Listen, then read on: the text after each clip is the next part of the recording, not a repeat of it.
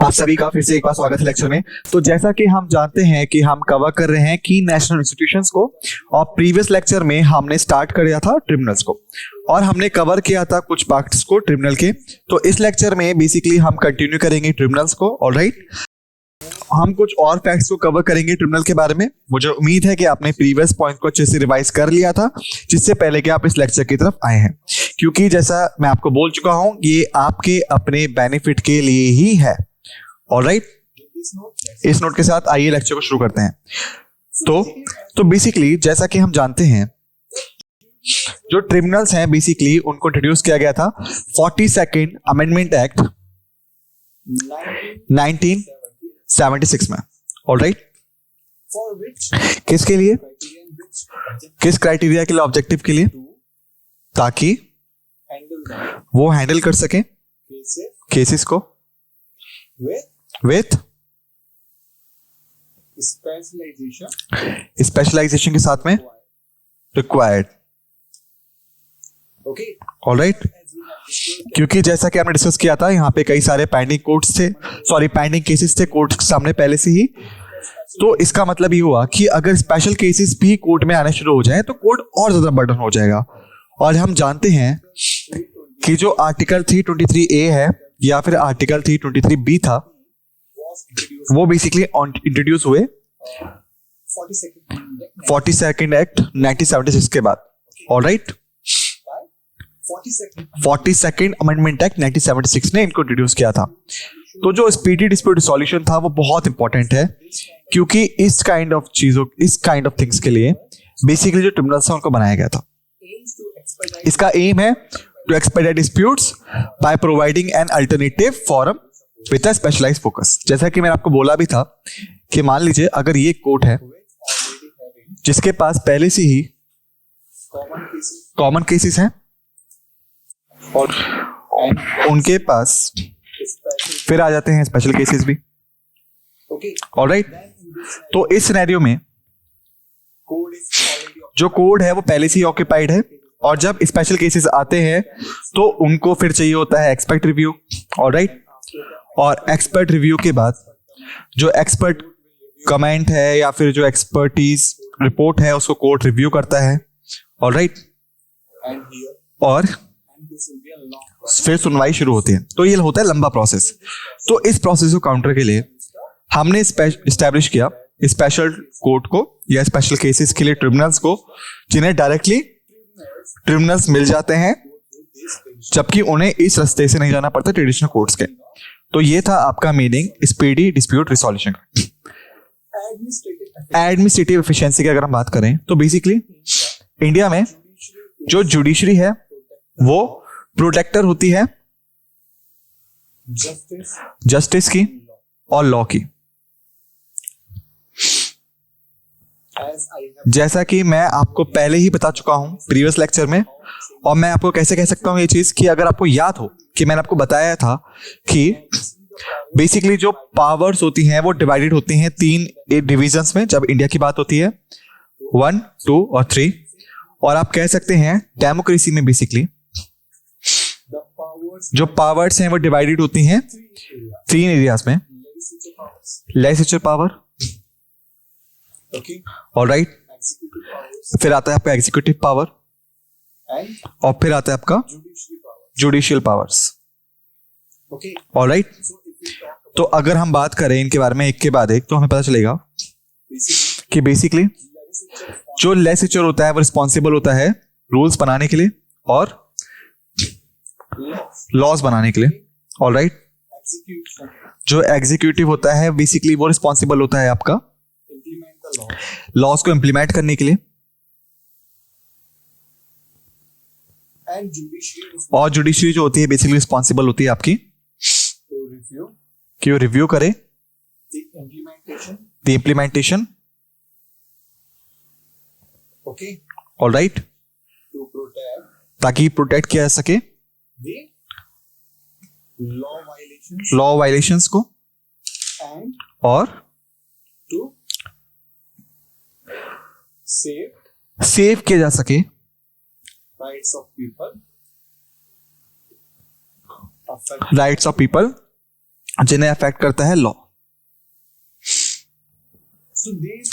तो ये थे आपकी पावर डिवीजन। लेजिस्लेचर जो है रूल्स एंड रेगुलेशंस बनाएगा, एग्जीक्यूटिव उन्हें इंप्लीमेंट करेगा, ऑलराइट। जुडिशरी जो है वो एंश्योर करेगी कि जो रूल्स हैं जो इंप्लीमेंट हुए हैं वो प्रॉपरली इंप्लीमेंट हुए हो, और जो रूल्स वायलेशन है वो अवॉइड होनी चाहिए। अगर कोई भी लॉ जिसे लेजिस्लेचर ने बनाया है और उसे इंप्लीमेंट किया है एग्जीक्यूटिव ने, लेकिन ये जो लॉ है या फिर ये सेट ऑफ रूल्स और रेगुलेशंस था वो अफेक्ट करते हैं राइट्स को आम आदमी के, तो इस सिनेरियो में जो जुडिशियल रिव्यू है वो होगा कॉमन कोर्ट के द्वारा, ऑलराइट। तो ये होते हैं प्रोविजंस आपके। लेकिन जो असलियत पिक्चर है या जो रियलिटी है आपकी वो ये है कि जो कोर्ट्स हैं वो आपके हैवीली ऑक्यूपाइड होते हैं bye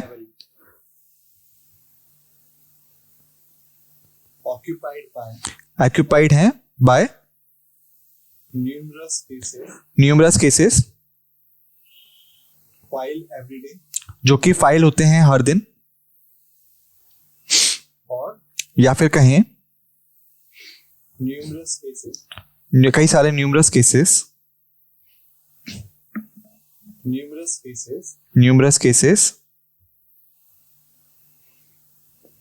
pending before the court. जो पेंडिंग है before the court. This is the real picture. तो ये है आपकी रियल पिक्चर।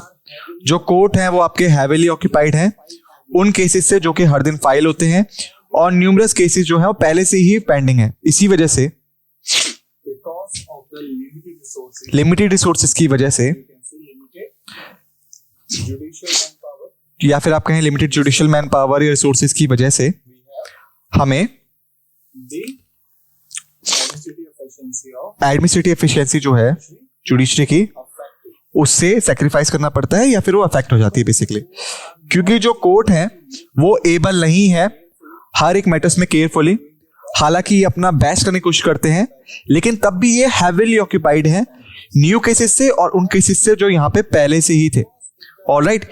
इसीलिए हमें ट्रिब्यूनल्स की जरूरत पड़ी, क्योंकि अगर स्पेशलाइज केसेस भी कोर्ट में आते हैं, Which are already ऑलराइट, और जो कोर्ट पहले से ही ऑक्यूपाइड है बाकी केसेस से, तो जो एडमिनिस्ट्रेटिव एफिशिएंसी है वो और कम हो जाएगी जितनी वो आज है। तो ट्रिब्यूनल्स जो हैं बेसिकली वो हेल्प करते हैं in easing the burden on regular courts by handling specific types of cases basically, और ये कंट्रीब्यूट करता है एडमिनिस्ट्रेटिव एफिशिएंसी को बढ़ावा देने में।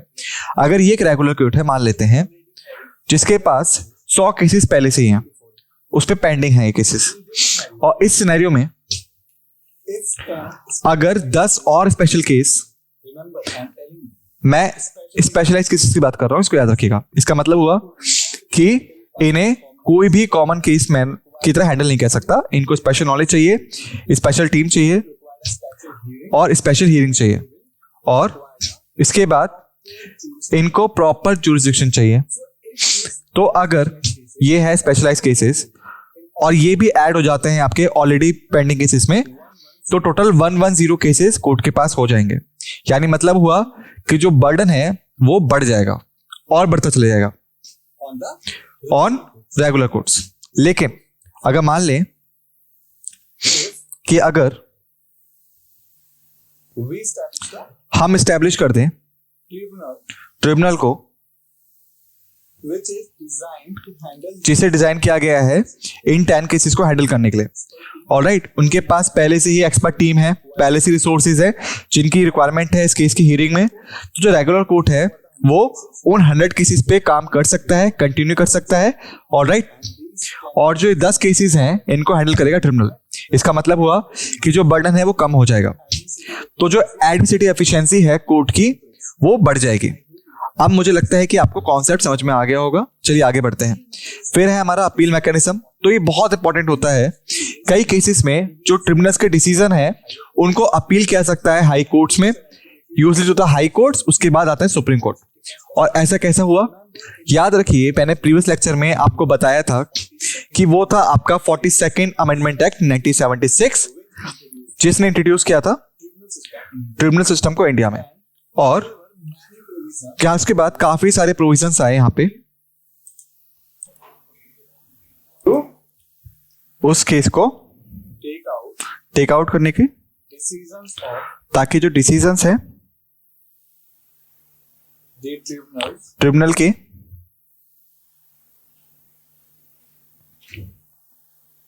from वो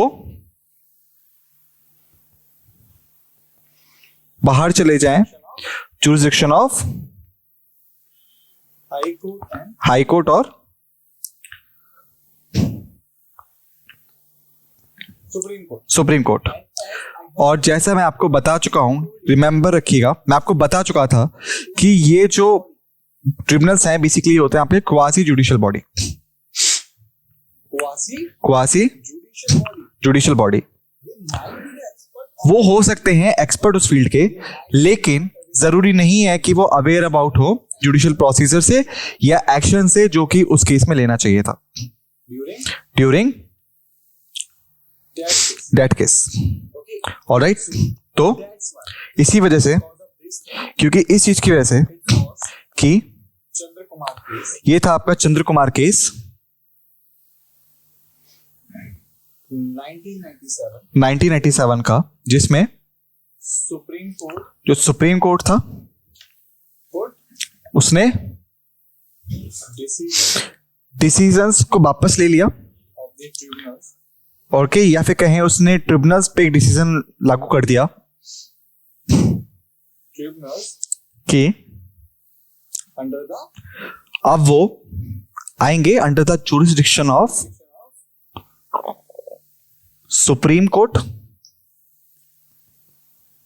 Supreme Court and और High Court. हाई कोर्ट के। All right. Okay, So there is a तो यहां पे आता है फिर आपका अपील मैकेनिज्म। कई केसेस में जो ट्रिब्यूनल्स का डिसीजन है उसको अपील किया जाता है हाई कोर्ट्स में, यूजली हाई कोर्ट में, लेकिन उसके बाद सुप्रीम कोर्ट में भी जा सकता है, जैसे मैं आपको बता चुका हूं। यानी इसका मतलब हुआ कि अगर ये एक ट्रिब्यूनल जिससे पहले मेरा, मान लीजिए मेरा केस ये हैंडल कर रहा था, ऑलराइट, और उसके बाद मुझे आंसर मिला जो कि डिसअपॉइंटेड था मेरे लिए, ऑलराइट, या फिर डिसअपॉइंटेड डिसीजन था ट्रिब्यूनल का, और मुझे लगा कि इसको चैलेंज करना चाहिए, तो मेरे पास है अपील मैकेनिज्म। मैं जा सकता हूं हाई कोर्ट में पहले, और हाई कोर्ट के बाद मैं जा सकता हूं सुप्रीम कोर्ट में। okay alright, as per the provision as per the provision declared by the Supreme Court after 1997 Chandra Kumar case. तो इन डिटेल्स को आप याद रखिएगा। इसके बाद हमारे पास है इंडिपेंडेंस। ट्रिब्यूनल्स जो है बेसिकली वो इंडिपेंडेंट होते हैं अपनी फंक्शनिंग में और डिसीजन मेकिंग में। हालांकि यहाँ पे डिबेट्स हैं about ensure there complete independence from the executive. क्यों? why independent तो इंडिपेंडेंस जो है वो बहुत ज्यादा जरूरी है ट्रिब्यूनल्स के लिए, या फिर कहें इंटीग्रिटी के लिए। क्यों? क्योंकि जो ट्रिब्यूनल्स हैं handling the वो हैंडल कर रहे हैं special kind of cases special kind of cases को, which are जो कि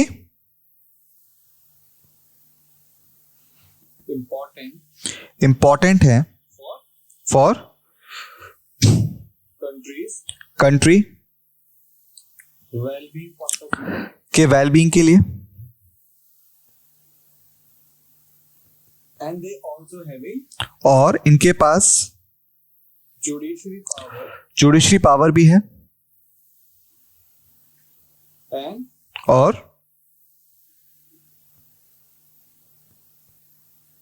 decision making power decision making power भी है up to some extent.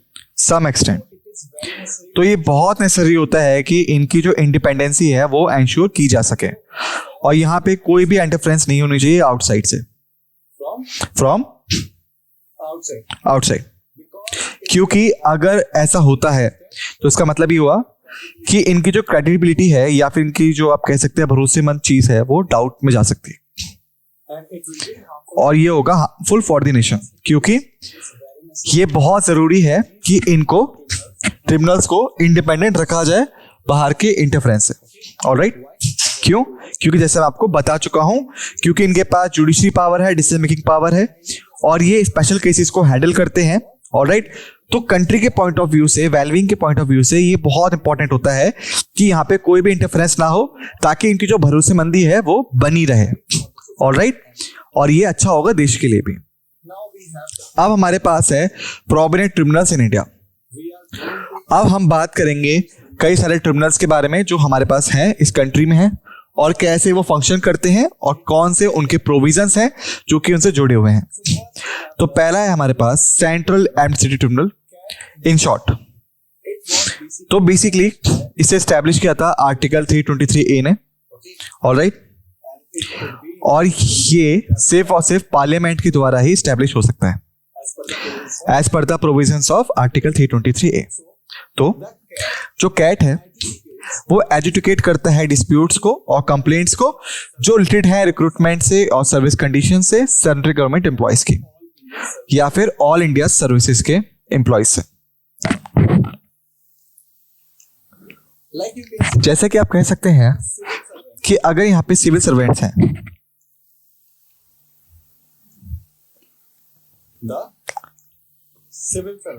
अगर यहाँ सिविल सर्वेंट्स हैं जो कि काम कर रहे हैं सेंट्रल गवर्नमेंट के अंदर, तो इनके पास होगी प्राइम रिस्पॉन्सिबिलिटी ये एंश्योर करने की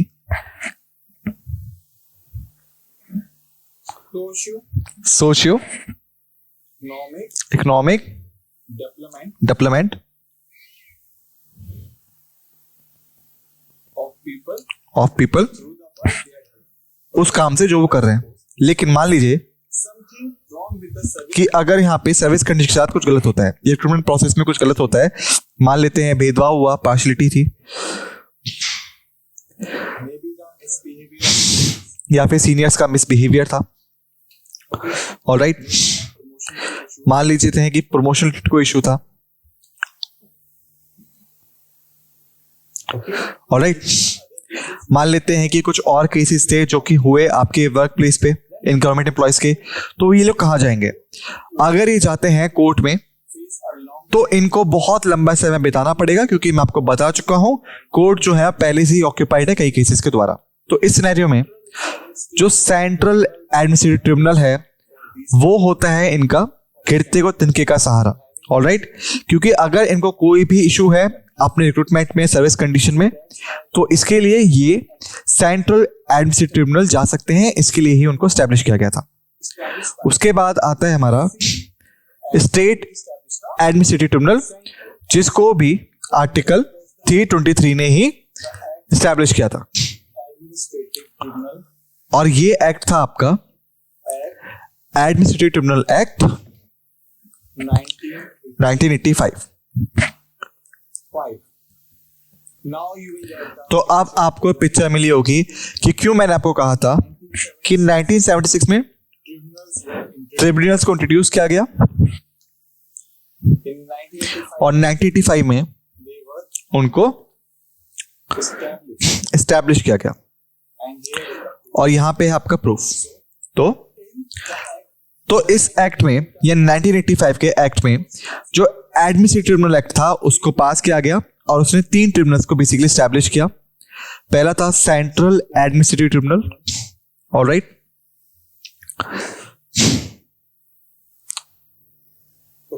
ओके। फिर आया आपका स्टेट एडमिनिस्ट्रेटिव ट्रिब्यूनल। उसके बाद आया आपका जॉइंट एडमिनिस्ट्रेटिव ट्रिब्यूनल, ऑलराइट। तो जो सेंट्रल एडमिनिस्ट्रेटिव ट्रिब्यूनल था बेसिकली सेंट्रल एम्प्लॉयज के लिए था। स्टेट एडमिनिस्ट्रेटिव ट्रिब्यूनल जो है वो बेसिकली स्टेट एम्प्लॉयज के लिए है या सिविल सर्वेंट्स के लिए, पब्लिक सर्वेंट्स के लिए जो कि आपके काम करते हैं अंडर द स्टेट। वहीं पे आपका जो जॉइंट एडमिनिस्ट्रेटिव ट्रिब्यूनल था बेसिकली वो था आपका एक से ज्यादा स्टेट्स के लिए, 2 और मोर स्टेट, ऑलराइट। तो ये थे आपके ट्रिब्यूनल्स जिनको एस्टैब्लिश किया गया by the administrative tribunal act 1985। तो बेसिकली अगर हम बात करें सेंट्रल एडमिनिस्ट्रेटिव ट्रिब्यूनल की, तो क्योंकि वो देता है आपका वाइड स्प्रेड कवरेज वो कवर करता है सेंट्रल गवर्नमेंट एम्प्लॉइज को, Right. राइट।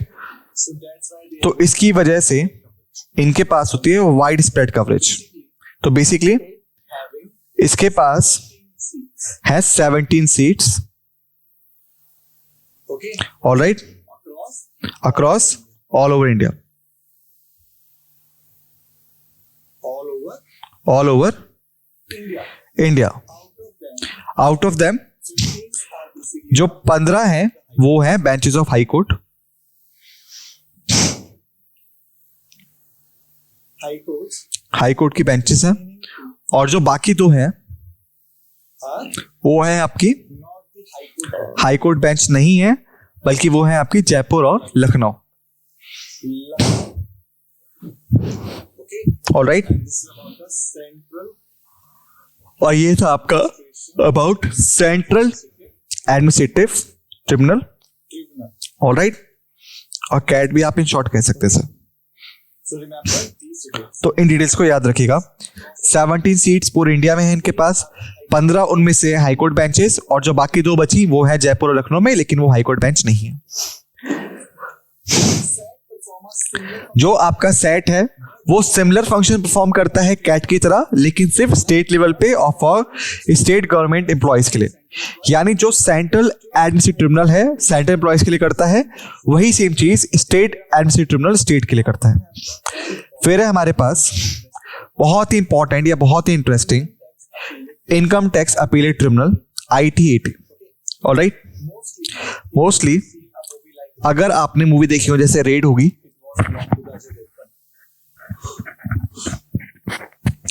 तो इसमें मेन जो अभिनेता थे वो थे आपके अजय देवगन।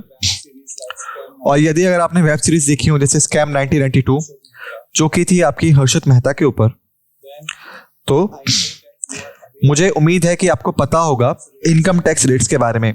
आपने मूवीज में देखा होगा, स्कैम वेब सीरीज में देखा होगा।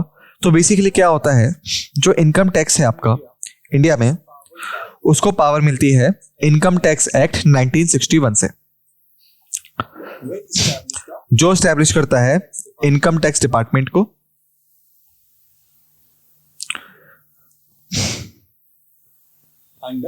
Under Ministry of ministry of Finance. Finance, Okay. Alright. And the section 252 और जो आपका सेक्शन है 252 of the Income Tax Act Income Tax Act का, basically वो foundation of ले जाता है आपका basically lead to the foundation of Income tax appellate Tribunal. तो फंक्शंस क्या हैं इस पर्टिकुलर ट्रिब्यूनल के? तो मान लीजिए अगर मैं एक इंसान हूं जिसके पास issues with इश्यूज हैं income income tax tax department. Department के साथ में। Like this and the जैसे मान लीजिए इन्होंने मुझे नोटिस दिया जो कि राइट नहीं था, तो इस सिनेरियो में अगर मेरे पास इश्यूज हैं इनकम टैक्स डिपार्टमेंट के साथ में, तो मैं इनकम टैक्स अपीलेट ट्रिब्यूनल जा सकता हूं, और ये होगा इंडिपेंडेंट ट्रिब्यूनल जो कि सुनेगा उन अपील्स को जो कि इनकम टैक्स डिपार्टमेंट से रिलेटेड होंगे। जैसे मान लीजिए अगर मैं 10,000 रुपए कमाता हूं और मुझे 10% टैक्स उस पर देने हैं, जिसका मतलब हुआ ₹1000 जो है वो मैं गवर्नमेंट को दूंगा एज ए टैक्स। लेकिन किसी तरीके से मुझे नोटिस मिलता है 20% टैक्स का, जिसका मतलब हुआ कि मुझे लगभग 2,000 रुपए गवर्नमेंट को टैक्स के तौर पे देने पड़ेंगे। तो ये है matter of dispute between me and the income tax department. तो मैं जा सकता हूं ITAT के पास में, जिसे स्टैब्लिश किया था सेक्शन 252 ने of Income Tax act, alright. और एक और चीज याद रखिएगा कि जो बहुत इंपॉर्टेंट है इसके रिगार्डिंग, कि ensure ये इंश्योर करें the independence जो इंडिपेंडेंसी है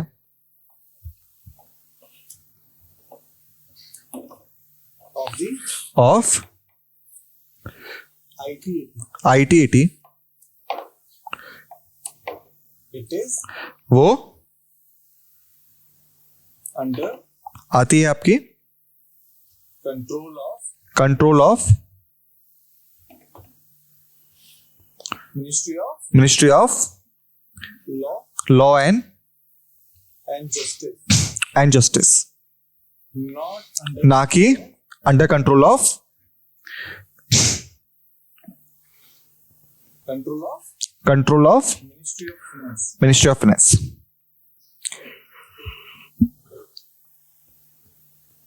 Remember this thing. In points को याद रखिएगा। हालांकि जो इनकम टैक्स डिपार्टमेंट है वो मिनिस्ट्री ऑफ फाइनेंस के अंडर आता है, लेकिन जो IT-AT है वो आता है under ministry of law and justice, ना कि मिनिस्ट्री ऑफ फाइनेंस के अंडर, ताकि एंश्योर कर सके इंडिपेंडेंसी को।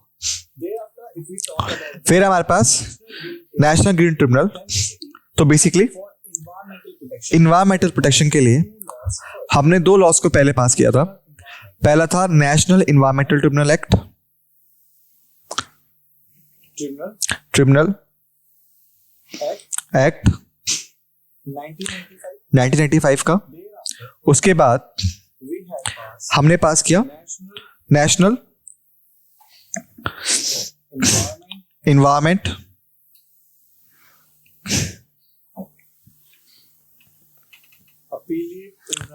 अपीलेट ट्रिब्यूनल एक्ट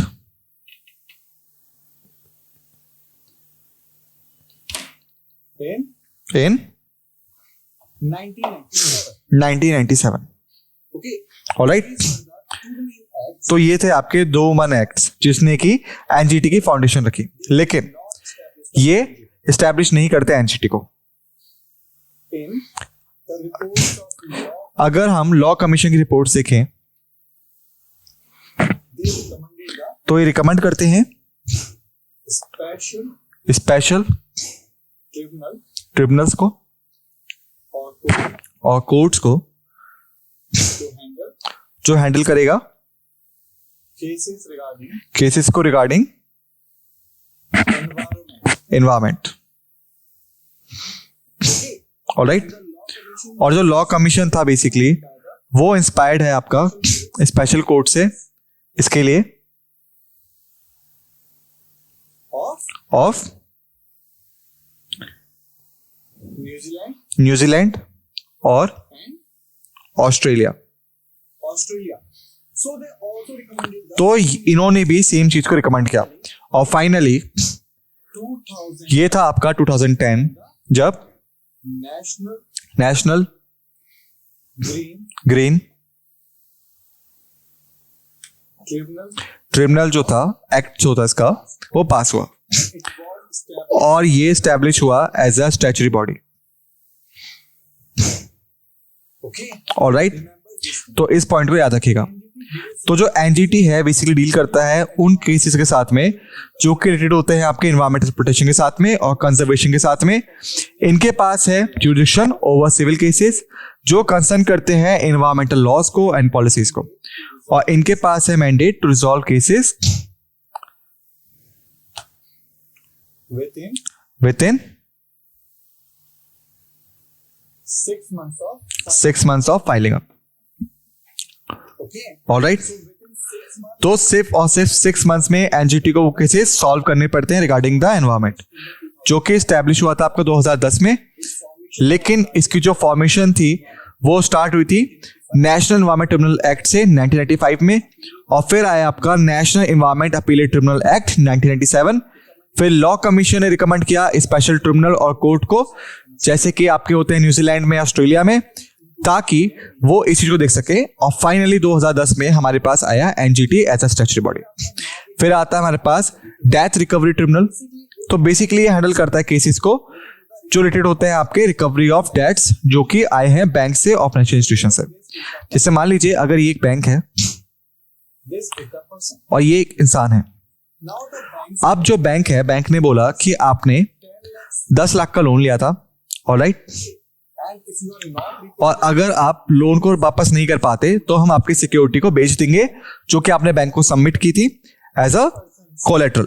ठीक है, it is तो अगर पर्सन को लगता है कि ये टर्म्स एंड कंडीशंस के अगेंस्ट है लोन के, condition of terms and conditions के अगेन है लोन के या लोन एग्रीमेंट के, like whenever you go तो जब भी आप बैंक के पास जाते हैं लोन लेने, तो ये एक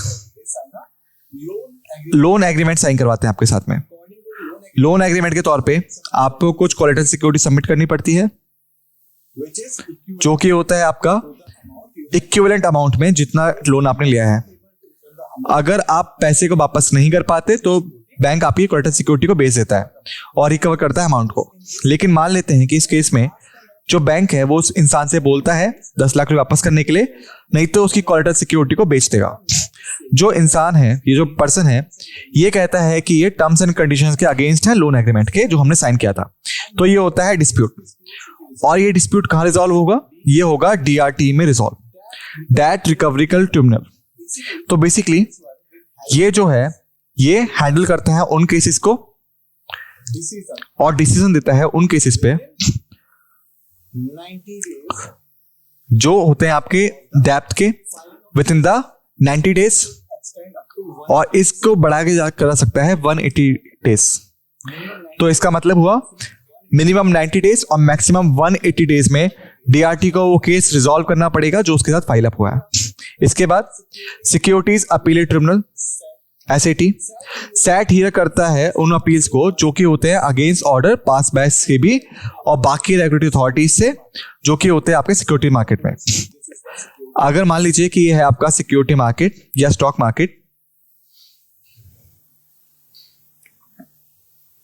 and that was the person और ये है वो person who had the trade with जिसके पास ट्रेड है stock market. स्टॉक मार्केट में। Now अब this is the SEBI कि ये है आपका SEBI, stock exchange board of India, जो कंट्रोल करता है सिक्योरिटीज एंड स्टॉक मार्केट को। they started तो वो इंक्वायरी स्टार्ट कर देगा उस पर्सन के साथ में, ऑलराइट, जो कि इस इंसान के साथ हुआ है।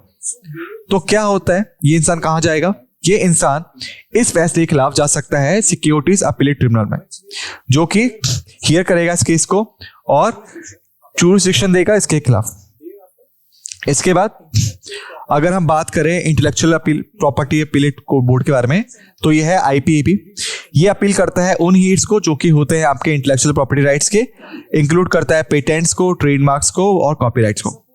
इंटेलेक्चुअल प्रॉपर्टी से हमारा क्या मतलब है कि मान लीजिए आपने कुछ चीज बनाई bye research and development, alright, and then you want और फिर that this आप चाहते हैं कि जो चीज है not made by ये किसी और के द्वारा नहीं बनाई जा सके और सिर्फ आपके पास से राइट हो इसको मैन्युफैक्चर करने के लिए। तो ये होता है आपका इंटेलेक्चुअल प्रॉपर्टी राइट्स। इंटेलेक्चुअल मतलब हुआ यूजिंग द इंटेलिजेंस जो आपके पास है। तो आपने किसी चीज को डेवलप किया अपना दिमाग इस्तेमाल करके, तो आपकी जो खुद की इंटेलेक्चुअल एबिलिटी है वो चीज में इस्तेमाल हुई।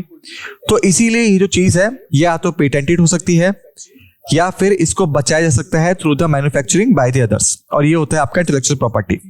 अगर मान लीजिए कि आपने इस चीज को पेटेंट करवा लिया कि कोई और इसको ना बना सके आपके सिवा, लेकिन किसी तरीके से आप देखते हैं कि कोई और इंसान भी उस चीज को बना रहा है, आप उसको रोकना चाहते हो, तो वो इंसान कहता है कि मेरे पास परमिशन है, तो ये हुआ डिस्प्यूट। तो ये डिस्प्यूट कहां पर रिजॉल्व होगा? ये होगा आपका इंटेलेक्चुअल प्रॉपर्टी अपीलेट बोर्ड में जाके रिजॉल्व। आप वहां जा सकते हैं, आप बोल सकते हैं कि मैंने पेटेंट करवाया हुआ था लेकिन उसको ये इंसान बना रहा है। तो IPAB जो है बेसिकली वो उस केस को हियर करेगा और जुरिसडिक्शन देगा उसके रिगार्डिंग। उसके बाद आता है हमारे पास नेशनल कंपनी लॉ ट्रिब्यूनल। तो बेसिकली जो कॉर्पोरेशंस हैं, कंपनीज हैं जो इंडिया में ऑपरेट करती हैं, वो उन सबको गवर्न करता है कंपनीज एक्ट 2013, और कई सारी अथॉरिटीज या स्टेक होल्डर्स जो कि कॉर्पोरेशन डील करते हैं उन सबको डील करना पड़ता है with the provisions of company act 2013। तो आप मान सकते हैं कि मान लीजिए यहाँ पे कुछ डिस्प्यूट है between the stakeholders and the company या फिर गवर्नमेंट अथॉरिटीज, तो वो कहाँ जाएंगे? तो वो जाएंगे बेसिकली आपके नेशनल कंपनी लॉ ट्रिब्यूनल के पास में, जो कि उस केस को सुनेगा और जुरिसडिक्शन देगा। National company law appellate tribunal जो है बेसिकली वो है पार्ट आपका of the NCLT का, okay, ऑलराइट। जैसे मान लीजिए these person कि ये लोग जो हैं इनके साथ डिस्प्यूट है और ये गए NCLT के पास में, लेकिन NCLT ने डिसीजन दिया जो कि एक बंदे के द्वारा पसंद नहीं आया, एक बंदे को मतलब, तो वो जो पर्सन है वो उसको अपील कर सकता है against the decision. उस डिसीजन को इन एनसीएलटी। ऑलराइट, तो इसीलिए ये होता है अपीलेट ट्रिब्यूनल। इसका मतलब हुआ कि अगर आपको कोई भी डिस्प्यूट है रिगार्डिंग कंपनीज लॉ तो पहले आप जाएंगे नेशनल कंपनी लॉ ट्रिब्यूनल में। अगर आपको डिसीजन आपके अकॉर्डिंग नहीं मिलता है तो आप जा सकते हैं एनसीएलटी के पास में। ऑलराइट, फिर आता है armed forces tribunal. Okay, AFT adjudicate करता है डिस्प्यूट्स को और कंप्लेंट्स को जो रिलेटेड होते हैं आर्म्ड फोर्सेस पर्सनल से, including military personnel and veterans. Alright, इसका मतलब हुआ They operate as per the कि वो ऑपरेट करते हैं as per the military laws या रूल्स एंड रेगुलेशंस के साथ।